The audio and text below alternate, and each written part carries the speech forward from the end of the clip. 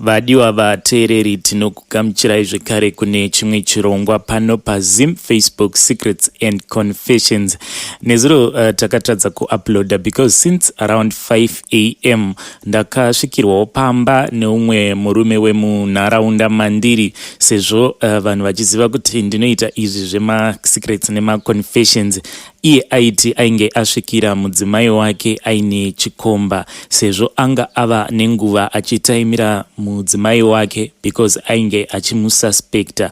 Saka mukurwidzana mudzimai wake nechikomba vakabva vakutsirana, murume uyu vakabva vamubira mari. So tazoita the whole day tichimubatsira kutsvaka mudzimai wake. Akazomuwana hake, tikazama kuvagadzirisa. So pandazotanga zvekare kuverenga imwe nyaya, pabva pasvika vamwe zvekare vaine nyaya dzavo, tikazama kuvagadzirisa, tikazotopedza kuma 7 p.m. So I was too tired kuti ndigare zvekare pakompyuta nditange kurekodha mamwe ma-confessions. So zvanhasi I am fully recharged semunhu anwa Red Bull zvake. Regai tibva tapinda muma-confessions edu emuzuva ranhasi. Hanzi, hello mukomanashi, ini ndiri kudawo rubatsiro. Ndimwi munokwanisa kuziva n'anga dzingakwanisa kundirombesa zvemari. Ndinokumbirawo kuti mundibatsirewo, please help me mukoma. Nekuti ndazama kutsvaka ndinongowana avo vanoreva nhema kutaura kudai ndapedza mari iyo inokwana kuita 8,000 rands. Ndingataura nen'anga inongoti inokwanisa tumira mari, ndotumira iye obva ati achaita zvatakapangana. So ndinokumbirawo kwamuri kana muchiziva vanogona kuti vakwanise kundibatsirawo kana vanoita kukuverengera makore, handina kana problem nazvo mukoma. Ndiyo yanga iri nyaya yedu yekutanga. Asi ini ndiri kuda kungoti haidi, ini handinawo kana n'anga yandinoziva inoita zvekurombesa, uye zvekare izvi zvekurombesa zvinopedza dzinza. Ndosaka tichiita ma-confessions awa. Vazhinji vanouya vachitaura kuti havadi kuenda public asi vatambudzwa neurombwa hwavo. So haidi, I really hope kuti uchasiyana nemweya uyu wekuda kutsvaka avo vanorombesa. Asi kana ukazoromba, please come back neconfession yako, because we know kuti kumberi uko hakuna chimwe chinozonakira chimwe. Regai tiende pane nyaya yedu inotevera. Hanzi, makadii mukomanashi, ndinokumbirawo kuti muvige zita rangu. Mumusha medu maita urombwa, mune ushereketwa, kune vamwe vari kubata-bata zvinova zviri kupedza vamwe. Ndine hanzvadzi dzangu mbiri dzakafa zvisina tsarukano, kozoti amai nababa. Baba vakangodonha ndokutofa, amai vakangopupa furo ndokutofa. Saka patakazofamba ini nevanin'ina vangu takaudzwa kuti muri kupera mose, isuwo tasvika pakupererwa. Ukuwo mudzinza medu mune vamwe vakabudirira zvisingaiti, asi kuti vabatsire dzimwe hama havakwanisi. Hama idzi dzakabudirira dzinobatsira chaizvo vatorwa. Saka mukufamba takatonzi mumwe wedu ari kutodonhedzwa pasina kana nguva. Iniwo mukomanashi, sevanhu tangobatira hana mumaoko, tiri kutsvakawo anokwanisa kuita go back to sender nekuti tatambura. Saka zvakaitika pakafa amai vangu, ini ndaiva kuno kuSouth, asi amai vasati vashaya vairamba kunogara vachichengetwa nasisi vedu. Saka amai pavakazotorwa nasisi, hama dzaitozeza kunoona amai nekuda kwemabasa asisi vedu. Saka munin'ina wangu akazoenda akanotora amai akaenda navo kuchipatara, asi amai havana kuzomboita mazuva ndokubva vatoti sarai. Amai vedu vasati vashayika, munin'ina wangu akamboti kuna sisi, ko madii kumbofamba-famba kana kumapostori? Asi akaudzwa makunun'una, akafunurwa, akatukwa kunzi makangwarisa stereki vana vadiki, munoda kuenda kumapostori kunodii? Ini ndichisvika amai vainge vava kutoda kuendeswa kumakuva. Takati tava kubva kumakuva, ndakadaidzwa nevamwe vechechi yepostori iyo yaipinda amai vangu. Vaiva panhamo dzaamai vangu, vakati ungwarire. Saka manheru acho iwawo ini ndakabva ndakwira bhazi kuti ndikasike kudzoka kuno kubasa. asi hanzvadzi yangu muroora nasisi vangu hanzi vakangonyangarika kuma 7-8 dzeusiku, hanzi nguva dzakati 9 dzikati 10 dzikati 11 vasingazivikanwe kuti varipi. Hanzi vanhu vatorara ndipo pavakazongobudikira from nowhere. Hanzi kunyangwe pavakabvunzwa kuti ko manga muripi hapana kana mhinduro yakabuda. Saka mukoma Nashi tiri kutsvakawo vanokwanisa kuita go back to sender, asi mari yekutanga tabhadhara hatina, asi basa rikashandwawo zvakanaka tinokwanisa kuzotenda. Ndiyo yanga iri nyaya yaID. Saka kana kuine vanokwanisa kuita go back to sender, hanzi ndiri kutsvakawo rubatsiro, asi chatakaona ndechekuti kune vamwe vanouya vachiti ivo vanokwanisa kuita zvema go back to sender, asi vanozongokaruka vava kuti ivo vanobhadharisa. Saka haidi uyu ari kuti iye anoda avo vanokwanisa kumubatsira pachena then ozotenda. Regai tiende panyaya yedu inotevera. Hanzi hello Nashi, my wife ane HIV, tava ne3 months tawanana, but ndiri kunyara kuudza hama dzangu kuti mudzimai wangu ane HIV. So neSaturday ndakabva kunotestwa ndikawanikwa ndiri negative, but mudzimai wangu anofarira bonde risina dziviriro. Pandakaramba akatanga kuchema akati unondisema haundidi, so ndakazongoita bonde naye pasina dziviriro, but ndava kutya kuti ndichabatwa nechirwere. Please advise me kuti ndoita sei kuti mudzimai wangu afarire bonde rakadzivirirwa. Ndiyo yanga iri nyaya yaHaidi, asi ini maonero angu ndiri kuona sekunge Haidi uri kudyira uroyi kunyara. Dai zvaibvira enda kuzvipatara. Tinongonzwa kuti mazuvano kune iya inonzi PrEP. Enda ikoko kuchipatara wono explainera manurses kuti ndiro dambudziko riri mukati memba yako, they will give you proper advice. Regai tiende panyaya yedu inotevera. Hanzi please hide my ID mukoma Nashi. Nyaya yangu yakaita so, ini ndakafirwa nemurume muna 2017, sare nevana 2 plus Nhumbu. Ndakambotanga ndichiedza kubalansisa family life, but gore rechi4 zvakazooma hei. Ndakasvika pakuzvipa kumunhu wandisingambodi. Up to today moyo wangu unosviba kana ndikamuona. Ndakaita bonde naye because I was so desperate for real. Vana vainge vasisina chikafu, apa rendi ukuwo basa rainge rapera, apa ndainge ndakazvibata for 4 years dzese, ende hakuna akamboziva kuti ndainge ndaenda kuloji kunoita bonde nemurume uyu akabva andipa chikafu. Ini kana ndikazvifunga ndinonzwa pain yekuti sure upenyu husadai. That guy was my former workmate, aitoziva murume wangu, but kuti andibatsire akatanga arequesta bonde, apa aiva chimurwere. Even though takaita bonde takaprotecta, I cannot forgive myself kuti ndakasvika pakuita bonde nemunhu wandainyasoziva kuti aiva murwere zvake. Vadiwa vateereri, ndiyo yanga iri confession yaHaidi. So we are still trying to talk naHaidi kuti timupe further counseling, but Haidi, she has so much bitterness in her. I really hope kuti at the end of the day tichakwanisa kumuonesa kuti there is still light at the end of the tunnel. Regai tiende panyaya yedu inotevera. Hanzi hello mukoma Nashi, please post for me as Haidi. Nyaya yangu yakamira yakadai. Ini ndiri mudzimai ndakaroorwa, uye ini nemurume wangu tiri pama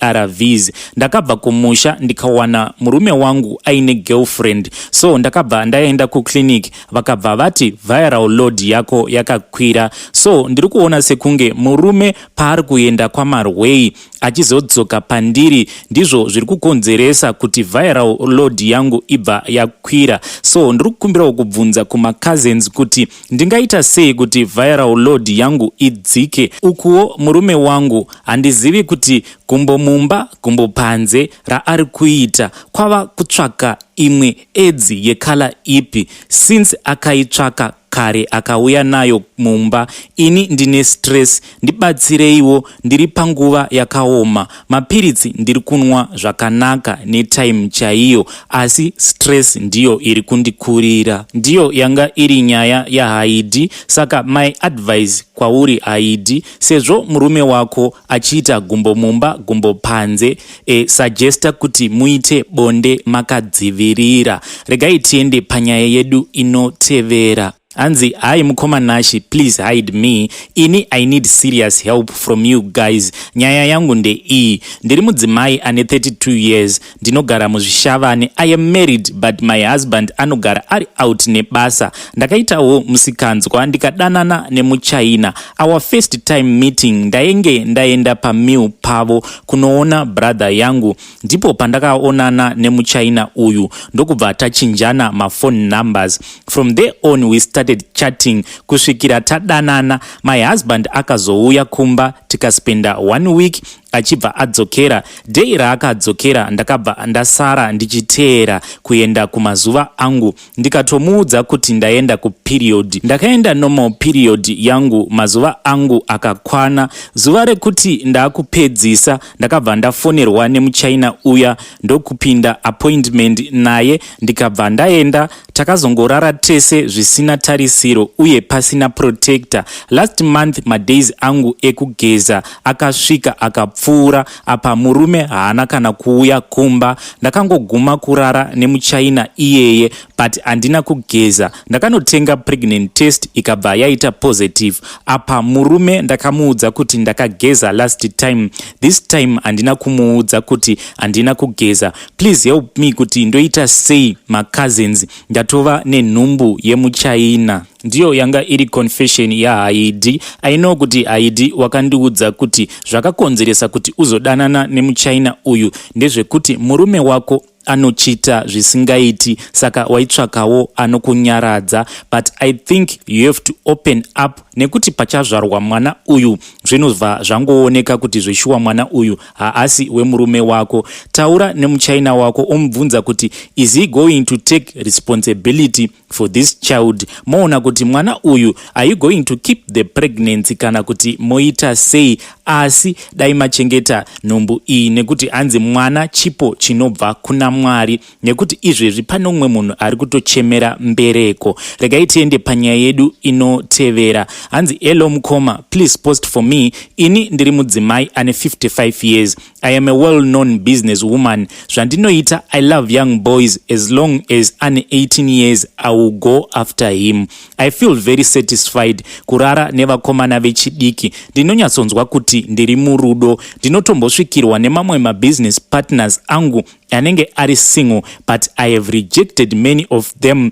The reason is because I love vana vadiki. I have a gardener who is 28 years old. Mwana zvake akadzikama, but ndinotomboedza by all means kumuisa pamuedzo yekuti ndiite bonde naye, but iye haazvione. Mamwe mafavors andinomuitira anenge atori ekuti azvione kuti ini ndiri kuda kuita bonde naye, but iye haana kana dhiri nazvo. Habit yekuda vana vadiki yatopinda mandiri zvekuti ndava kutochiva chero veukama chaivo. Ndinenge ndakangotarira kuti angoita loose ndibva ndatomuhwina, ende wese wandada akangopefoma zvinenge zviri good pabonde ndinomuitira chero chaanenge achida, asi anenge asingagoni ndinozvipira kumudzidzisa ndega kusvikira ava kugona. My question is, zviri normal here zvandiri kuita izvi nai veduwe? Vedare ndiyo yanga iri nyaya yaHaidhi. Ameno kuti munozvionawo sei, asi kana ini ndakazvitarisa ndabva ndafunga nyaya iya yemuimbi uya anonzi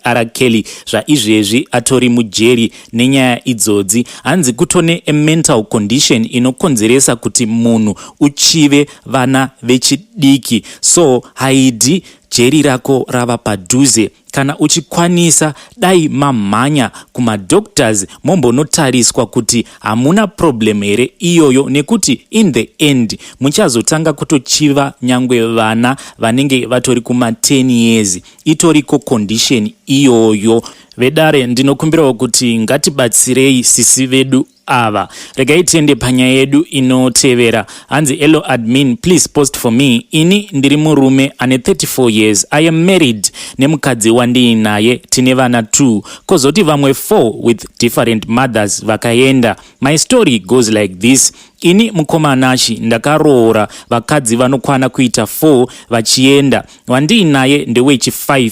Pakuenda kwaita vakadzi vangu vese ava yaisava nhau yekuti tainetsana isu pachedu but vabereki, especially my mom. Mumba medu ndiri gotwe kuvakomana, saka my parents vainge vakati ndisabuda mumusha. Mukugara mumusha umu I never found happiness muma marriages angu ese. My mom vainetsana nevaroora zvekuti vaisvika pakutuka muroora kumutuka nekwaakabva. One day pamba pedu pakaitwa nhimbe, vanhu ndokuungana, yaiva nhimbe yekusvuura chibage. Muroora akasara kumba achichera mvura nekubika. Mai vangu vakabva kumunda kwavaiva nevanhu venhimbe vachinobatsira muroora kubika. Pavakasvika kumba vakasvikowana muroora achera mvura, vakapindira mvura iya yaiva yacherwa nemuroora vachidiridzira miti yese pamba. Apa yaiva mvura yekutoti vanhu vanwe, kubika nekugeza maoko. Vanhu vakazoti vapedza nhimbe vakauya kuzodya kumba.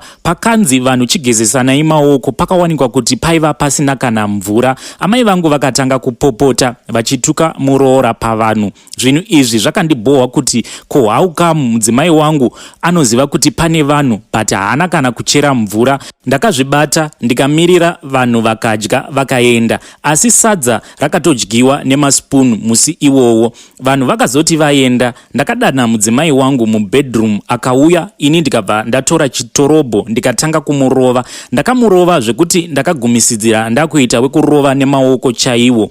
Akasvika pakukuvara. Ndakazoti ndapedza kumurova akandibvunza kuti ko muri kundiroverei? Ini ndakabva ndati ko uri munhu werudzii unoziva kuti pano pane vanhu but hauna kana kuchera mvura? Akabva ati kwandiri, mvura ndachera mabhaketi 7 ese, asi amai vatora mvura iya vakadiridza miti yese nemvura yandanga ndachera. Ndakabva ndaenda panze ndikanotarisa miti yainge yanzi yadiridzirwa. Zveshuwa ndakawana miti iyi yakaguta mvura. Ndakadzokera kumudzimai wangu ndikanomukumbira ruregerero, asi iye akaramba kutambira apology yangu. Ndakazoenda kuna amai vangu ndikavabvunza kuti kusei mama maita zvakadaro. Amai vangu vakabva vati iye mukadzi wako haazive here kuti miti iyi inoda kudiridzirwa. Ndakabva ndati kusei mangosarudza kuzviitira pavanhu? Izvezvi vanhu vabva pano vanofamba vachitii pamusoro pemudzimai wangu? Amai vakabva vatanga kuridza mhere vachiumburuka.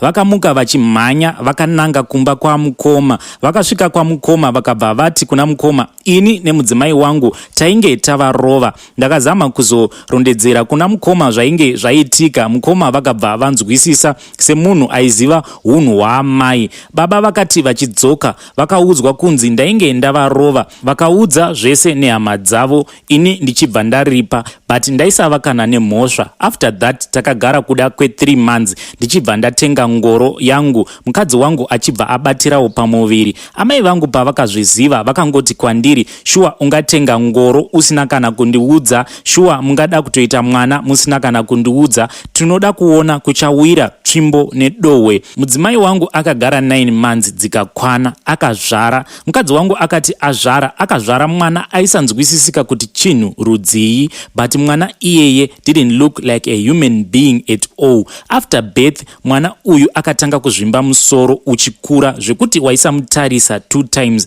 Akabva aadmitiwa muchipatara, asi amai havana kana kumbogara vaenda kunoona muroora nemuzukuru kusvikira mwana uyu ashayika. Kushayika kwakaita mwana, mudzimai wangu akabva aramwa ndokubva aenda kwavo. I tried kuti tigadzirise zvinhu but akaramba zvachose. Ndipo pandakazoroora wandini naye uyu. Ndaroora wandini naye akangoti tichiwanana akabva ati kana uchida nezvangu ngatibve pamusha pano titsvake kwedu. Ndakabva ndaita sekudaro, asi amai vangu havana kufara nazvo. Vakavenga muroora wavo uyu zvekuti vanogara vachimuti umbori chii iwewe zvekuti ungauya mumusha mangu wobva wabvisa mwana wangu mumusha uchinovaka kune imwe nzvimbo vanogara vakarwa naye neni nguva zhinji, but she never wins. Ndinganzi ndakaresvawo here nhai marelatives, oro ndinganzi ndiri kutongwa nemudzimai, please help me. Ndiyo yanga iri nyaya yaHaidhi.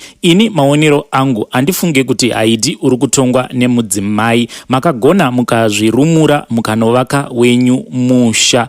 Zvekare ndinoda kutenda kuna Mr. Nyika dzino nekuti vakauya vakandipa mashoko ane uchenjeri kuWhatsApp. Ndinoda kungoti kwamuri Mr. Nyika dzino, rambai muchitibatsira mucomment section, nekuti vana Haidhi ava vanenge vakatotarira mucomment section nemaziso matsvuku. Mazuva adarika awa we were so happy nekuti taifungidzira kuti tainge tawana hama dzaSimon kana kuti Signet Matope, nekuti kune vamwe mukoma vakauya vakati ndakateerera chirongwa chenyu, ini ndinonzi Simon Matope. Ndakatoredzera zita rabankuru vangu vainzi Simon Matope, asi mukuzotaurirana takazoona kuti no, vanongofanana surname, nekuti Simon Matope uyu wavaitaura nezvake anzi aita zvekudriver matrucks muHarare. Isu tiri kutsvaga Simon kana kuti Signet Matope anzi aiva Cookie. So ndakaona imwe comment kuFacebook, pane umwe aiti munhu uyu ndinomuziva ainzi Simon aiva Cookie. Ndiri kukumbirawo kuti kana zvichibvira uyai kuinbox kwangu, nekuti ndakatomboya kuinbox kwenyu asi makangoblutika. Please ndapota ndinokumbirawo kuti ndirespondeiwo ndikwanise kukusanganidzai nemwanasikana uyu ari kutsvaka hama dzababa vake. Vadiwa vateereri, ndiwo masecrets nemaconfessions atanga tiinawo muzuva ranhasi. Until we meet again, tongoti happy secrets and confessions.